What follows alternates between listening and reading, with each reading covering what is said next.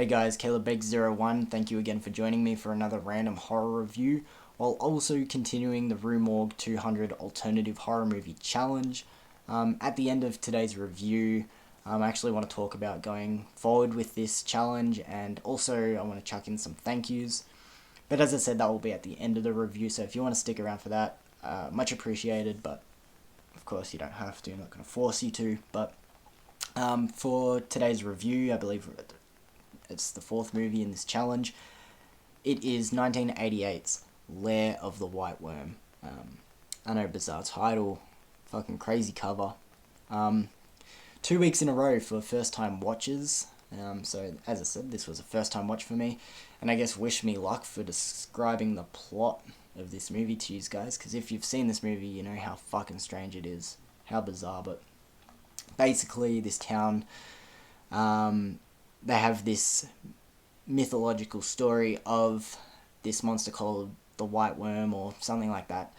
You learn early on that it was actually more of like this giant white snake, not really much of a worm, but anyway, they have this legend of the White Worm, and they tell the story of how it was killed, and annually they have like this celebration. But, you know, not everything's as it seems. The worm might actually still be around. This archaeologist character unearths this skeleton slash skull, these ruins, and I guess some people are going missing.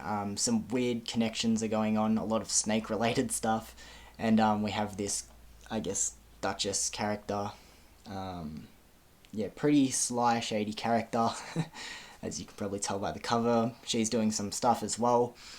I really don't know how to describe this plot without giving a lot of the stuff away. I don't know, it's such a bizarre movie, but I guess we'll get into my thoughts of the movie now. So firstly, to me, the feel of this movie felt very 70s. I'm not sure why.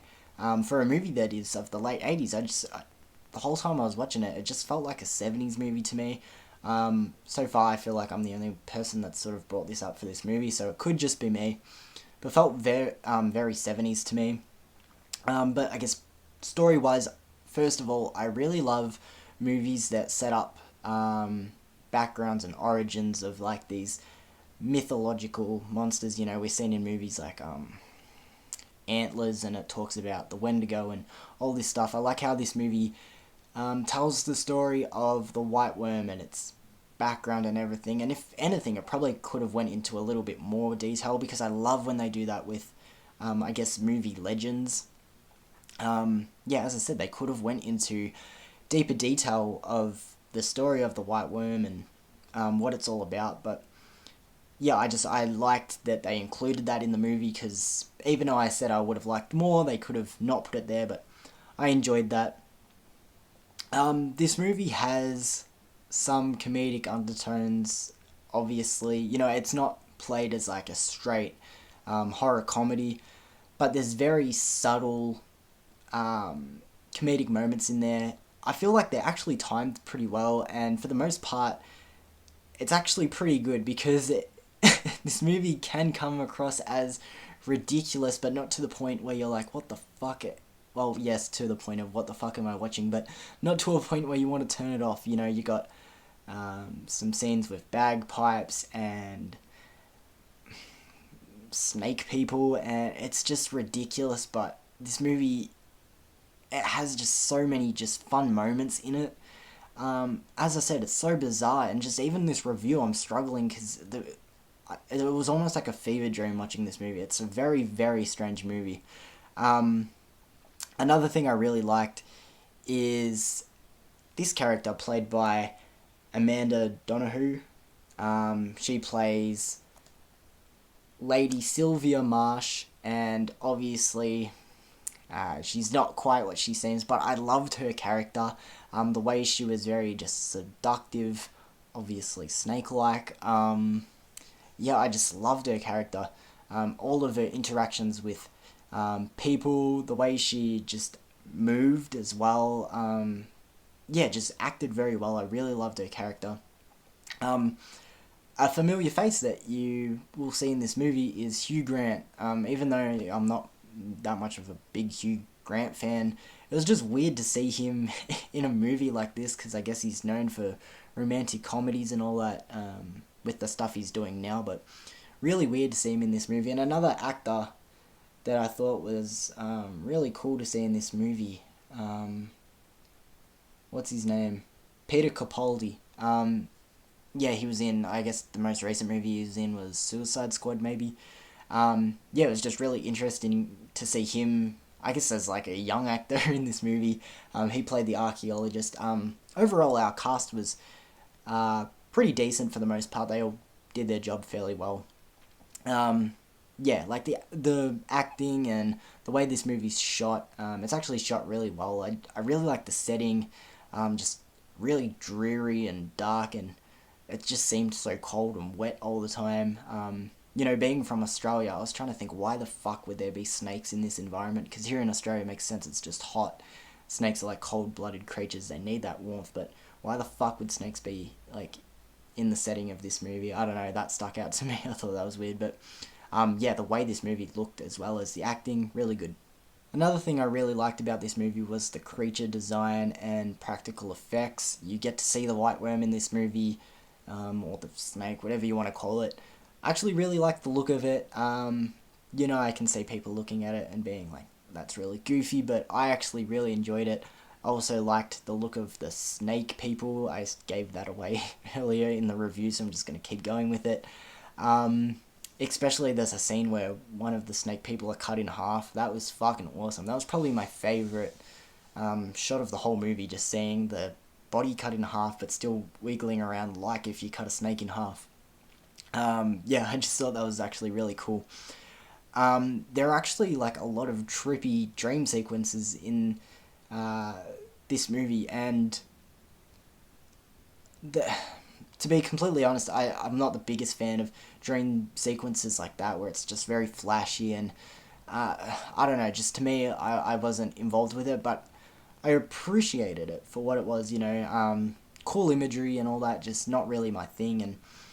And honestly, they confused me a little bit because maybe I just wasn't picking up what they were putting down, with that type of imagery and what they were trying to implement into the film.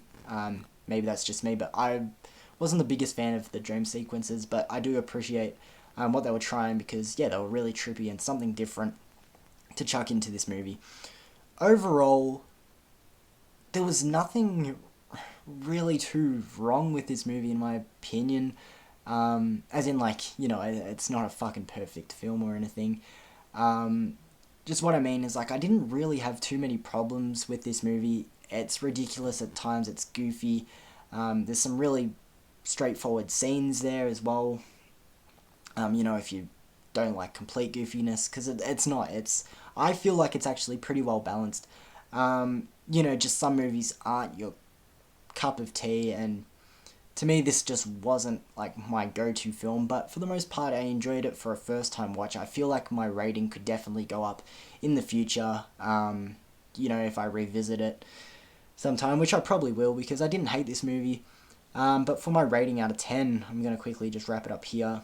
I'm stuck between a 6 and a 6.5. You know what? I'm going to give it a benefit of the doubt and say 6.5, because, as I said, there was some pretty memorable stuff in there, and overall, like, it wasn't a bad movie.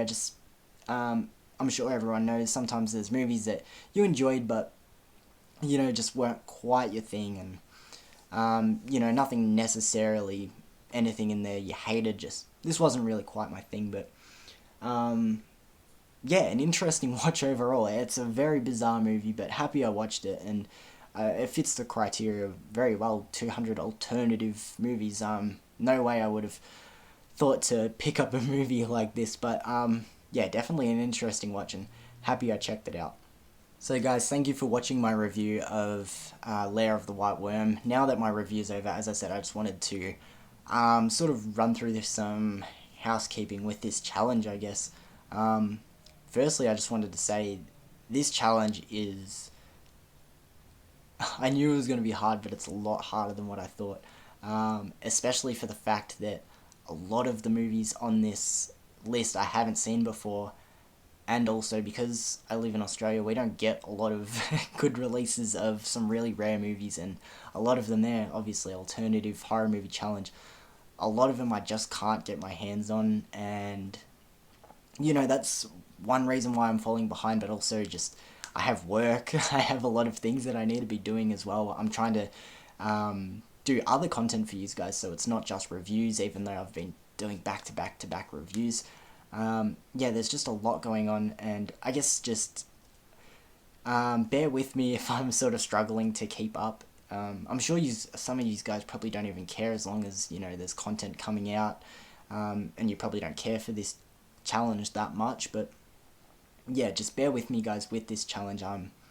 It's just I think the hardest thing is just finding time for this challenge, and then finding the movies themselves, and having the opportunity to watch them, and keep up with Moods and JP, who are running this challenge.